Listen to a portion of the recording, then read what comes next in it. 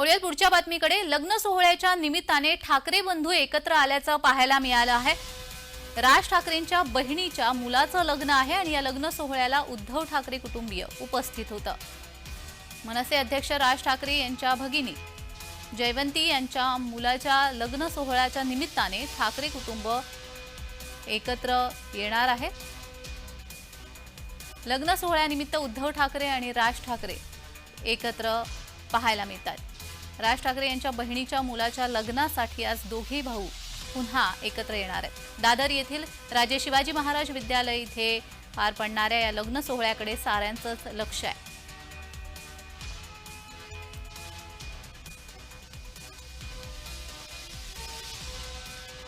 राज ठाकरेंच्या बहिणीच्या मुलाचं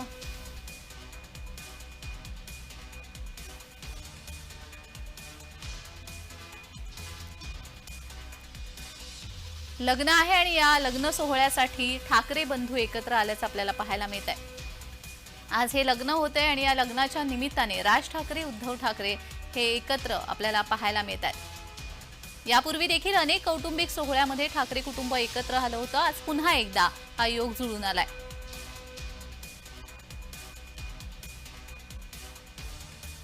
राज ठाकरेंच्या बहिणीच्या मुलाचं लग्न आहे आणि या लग्न सोहळ्यासाठी उद्धव ठाकरे कुटुंबासमवेत तिथे उपस्थित असल्याचं आपल्याला पाहायला मिळतंय।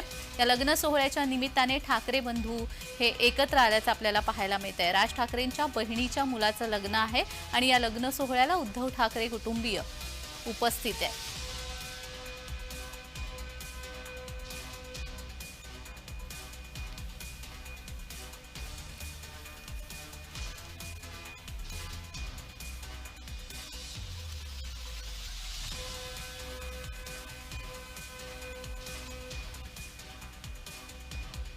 मनसे अध्यक्ष राज ठाकरे यांच्या भगिनी जयवंती यांच्या मुलाच्या लग्न सोहळ्यानिमित्ताने ठाकरे कुटुंब हे एकत्र आलेलं आहे। आपण एकीकडे राजकारण पाहिलंय तर राजकारणामध्ये हे दोन्ही बंधू एकमेकांच्या विरोधात असल्याचं आपल्याला पाहायला मिळत आलेलं आहे आतापर्यंत। आणि मात्र जेव्हा कौटुंबिक विषय येतो त्यावेळी हे दोन्ही बंधू एकत्र येताना आपल्याला पाहायला मिळतात। यापूर्वी देखील अशा बऱ्याच सोहळ्याला हे दोन्ही बंधू एकत्र आले होते। राजकारण बाजूला ठेवून कौटुंबिक सोहळ्यासाठी दोन्ही बंधू एकत्र झाल्याचं आपल्याला पाहायला मिळत आहे। निवडणुकांमध्ये एकमेकांच्या विरोधात उभे असलेले आणि इतरही बैठकांमध्ये सभांमध्ये एकमेकांच्या विरोधात बोलणारे हे दोन्ही बंधू आता या लग्न सोहळ्यासाठी एकत्र आलेले आहेत। आणि या संदर्भात अधिक माहिती देण्यासाठी आमचे प्रतिनिधी अनिल सावरे आपल्यासोबत जोडले गेलेले आहेत। अनिल, राजकारणामध्ये एकमेकांच्या विरोधात असलेले दोघेही बंधू आज लग्न सोहळ्याच्या निमित्ताने पुन्हा एकदा एकत्र झाल्याचं आपल्याला पाहायला मिळत आहे। अनिल, नक्कीच आम्ही पाहायचं झालं तर आपण राजकारणाच्या घडामोडीमध्ये पाहायचं झालं तर ठाकरे विरुद्ध ठाकरे असं आपण हे राजकारणामध्ये वारंवार बघत आलो। मात्र आज राज ठाकरे आणि उद्धव ठाकरे हे एका त्यांच्या भगिनी आहेत जयवंती यांच्या मुलाच्या लग्न सोहळ्या निमित्ताने आज ठाकरे कुटुंब एकत्र येणार आहे आणि हे आलेले आहेत। पण पाहायचं झालं तर आता लग्न सोहळ्यामध्ये दोघेही आलेत आणि दोघंही आपल्याला बोलताना पाहायला मिळतात। राज ठाकरे यांच्या बहिणीच्या मुलाच्या लग्नासाठी आज दोघे भाऊ एकत्र आलेले आपल्याला पाहायला मिळतात। दादर येथील राजे शिवाजी महाराज विद्यालय येथे या लग्न सोहळ्याचा जो कार्यक्रम आहे तो पार पडताना आपल्याला पाहायला मिळाले। जान्हवी जी जी जी धन्यवाद अनिल, तुम्ही दिलेल्या सविस्तर माहितीसाठी।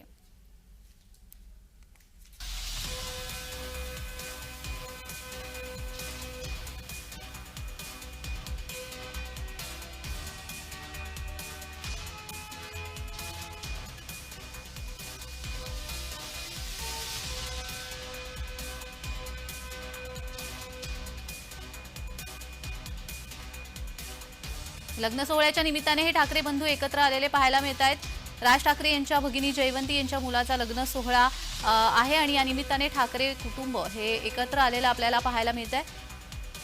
हे दोघे भाऊ पुन्हा एकदा एकत्र आलेले आहेत।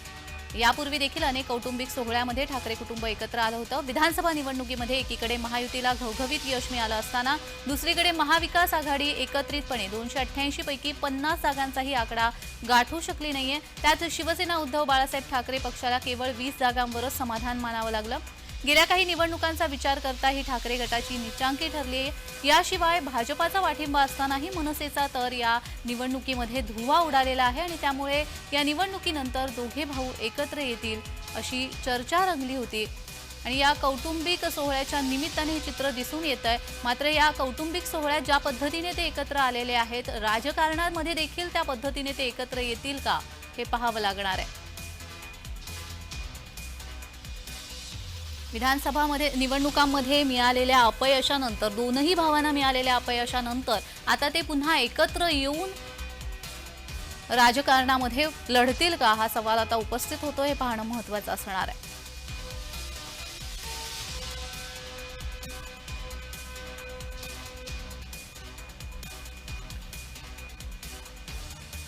लग्न सोहळ्याला उद्धव ठाकरे कुटुंबीय उपस्थितीत आहे आणि त्यामुळे या कौटुंबिक सोहळ्याच्या निमित्ताने राजकारणामध्ये पुढे हे दोघेही भाऊ एकत्र येतील का हे पाहणं महत्त्वाचं असणार आहे।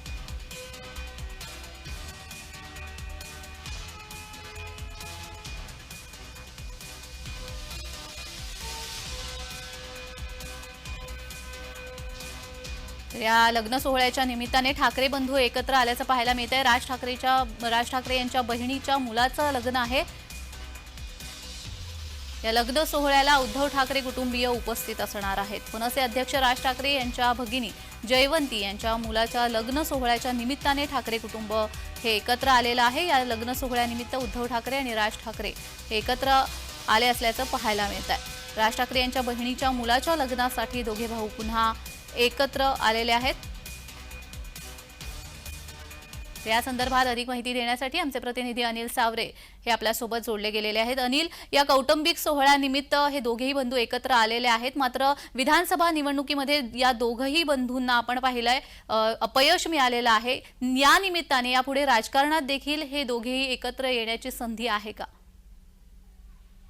नक्कीच जाणवी पाहायचं झालं तर आता जे विधानसभाच्या निवडणुका झाल्या या दोघाही भावांना याच्यामध्ये अपयश आलेलं आपल्याला पाहायला मिळतंय। मात्र आता एका विवाहाच्या कारणानिमित्त हे दोघे भाऊ एकत्र आलेले आपल्याला पाहायला मिळतात। एकंदरीत पाहायचं झालं तर राजकारणाच्या घडामोडीमध्ये आपण पाहायचं झालं तर ठाकरे विरुद्ध ठाकरे अशी लढत वारंवार आपल्याला होताना पाहायला मिळतं। आज राज ठाकरे यांच्या भगिनी आहेत जयवंती यांच्या मुलाच्या विवाह सोहळ्यानिमित्त आज हे दोघे भाऊ एकत्र आलेत। मात्र आता या विवाह सोहळ्याच्या निमित्ताने काय चर्चा होते की काही घडामोडी होतात हे सुद्धा पाहणं गरजेचं ठरणार आहे। येणाऱ्या आगामी महानगरपालिका निवडणुका काही महिन्यावरच येऊन पडलेल्या आहेत। मात्र या निवडणुकींच्या बद्दल काही बोलणं चर्चा होते किंवा दोघं भाऊ एकत्र येतात की नाही हे सुद्धा पाहणं गरजेचं ठरणार आहे। जान्हवी, अगदीच पालिका निवडणुका ज्या पद्धतीने तुम्ही म्हटलेल्या आहेत, पालिका निवडणुका येऊ घातलेल्या आहेत। विधानसभेमध्ये इतकं अपयश दोघांनाही मिळालेलं आहे।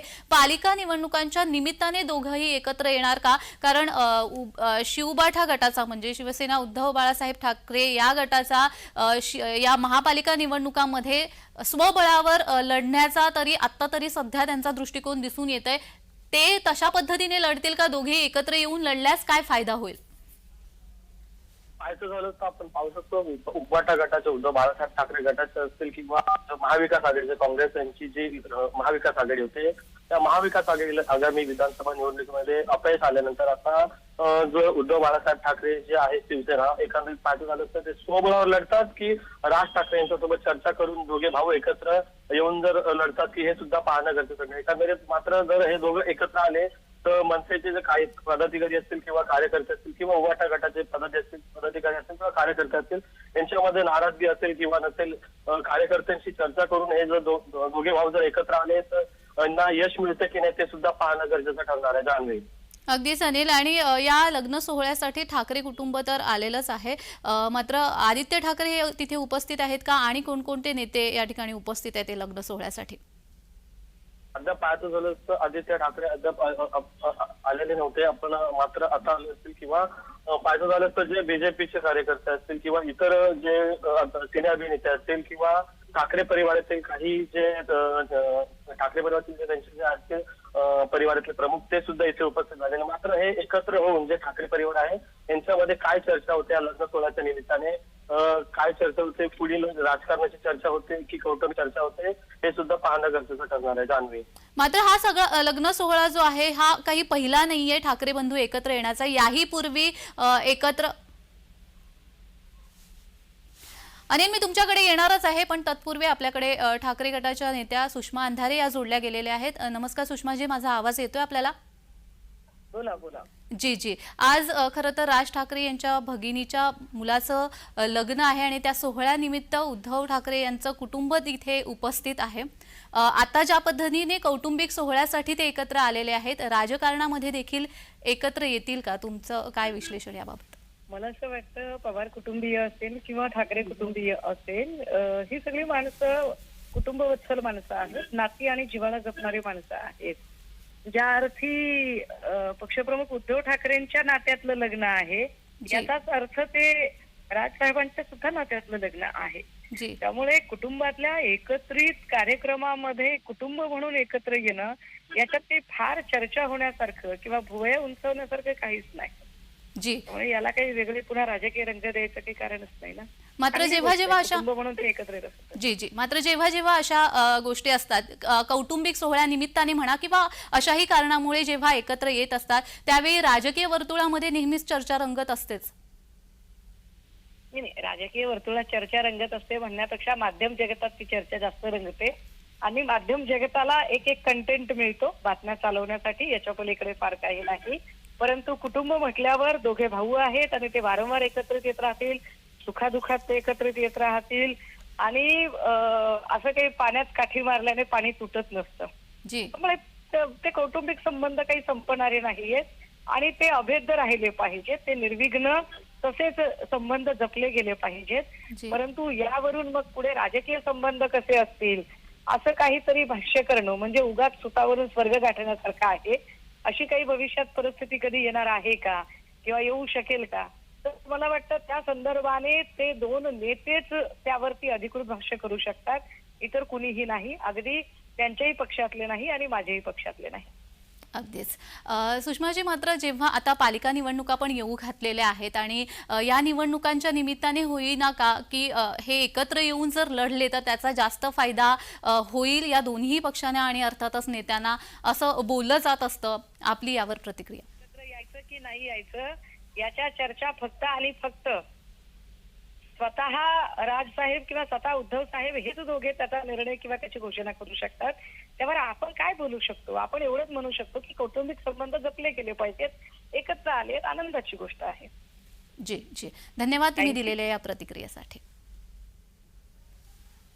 तर विधानसभा निवडणुकीमध्ये एकीकडे महायुतीला घवघवीत यश मिळालं असताना दुसरीकडे महाविकास आघाडी एकत्रितपणे 288 पैकी 50 जागांचा देखील आकडा गाठू शकलेली नाहीये.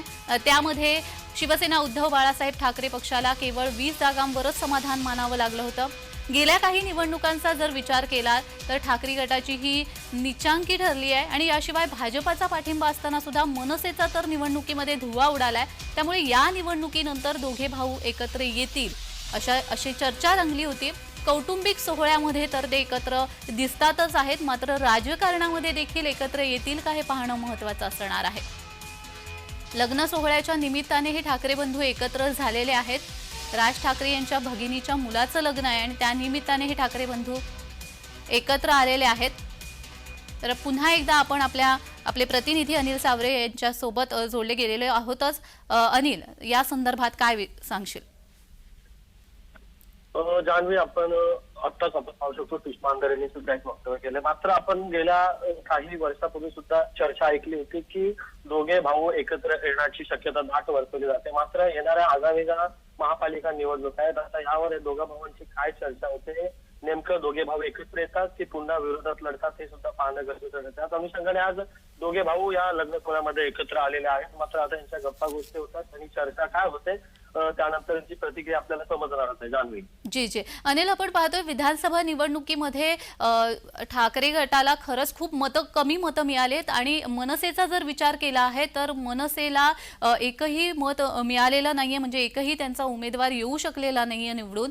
असं असताना जर हे दोघेही एकत्र येतील आणि जर पुढची येणारी महापालिका निवडणूक लढवतील तर ते त्यांच्या पथ्यावर पडेल अशा चर्चा रंगतायत. अनिल, नक्कीच जान्हवी, आपण जे काही सामान्य नागरिक आहेत, आपण सामान्य नागरिकांची चर्चा केली असता यंदाच्या वेळेस जे आहे आपण पाहू शकतो भाजपाला घवघवीत यश मिळाल्यानंतर आता हे दोघे भाऊ जरी एकत्र आले तरी जनता काय आहे ते पोल ठरवणार आहे, असा या जनतेचा जो आहे विचार आहे. मात्र पाहायचं झालं तर हे दोघे भाऊ जर एकत्र आले तर अगोदरच दोघा भावांमध्ये वाद असल्याची शक्यता वर्तते. मात्र राजकारणाच्या दृष्टिकोनाने पाहिलं तर जनतेवर आहे, जनता कशा प्रकारे या दोघा भावांकडे पाहते आणि कशा प्रकारे जनता यांना निवडून देते की नाही ते सुद्धा पाहणं गरजेचं ठरणार आहे. अगदीच अनिल, नुकतीच जी माहिती मिळते हर्षवर्धन पाटील सुद्धा लग्नाला उपस्थित असल्याचं समजतंय, येऊन गेले असल्याचं समजतंय. नक्कीच आज जान्हवी आपण काही वेळापूर्वी हर्षवर्धन पाटील सुद्धा लग्न सोहळ्याला हजेरी लावून गेलेला आहे, तर वधूवरांना भेट देऊन गेलेले आपल्याला पाहायला मिळतं. जान्हवी जी, धन्यवाद अनिल, तुम्ही दिलेल्या सविस्तर माहितीसाठी.